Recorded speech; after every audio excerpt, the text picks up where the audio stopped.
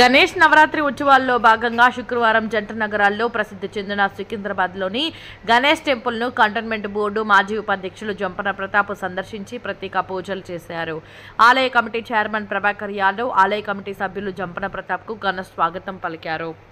అనంతరం కమిటీ సభ్యులు ఘనంగా సన్మానించారు. ఈ కార్యక్రమంలో అరుణ్ యాదవ్, ప్రభు గుప్తా, అశోక్ ముదిరాజ్, వరప్రసాద్, ఆలయ కమిటీ సభ్యులు ముఖేష్ యాదవ్, క్రాంతి, ఇతర కమిటీ సభ్యులు పాల్గొన్నారు.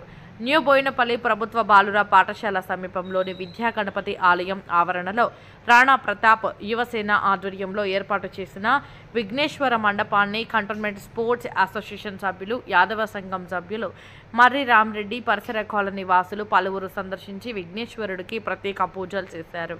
ఈ కార్యక్రమంలో అరుణ్ యాదవ్, రాజేష్ యాదవ్, మాల్యాద్రి, రాము గౌడ్, నరేందర్ రెడ్డి, చంద్రశేఖర్, శశిధర్ యాదవ్ తదితరులు పాల్గొన్నారు.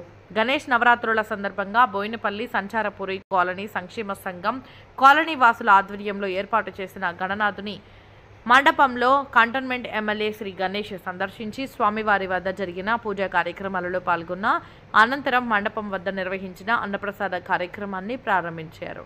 ఈ కార్యక్రమంలో కంటోన్మెంట్ బోర్డు మాజీ vice president Jampana Pratap, Narender Reddy, Raghava Reddy, airlines Mohan, Gopal Reddy, Arun Yadav, colony వాసులు తదితరులు పాల్గొన్నారు.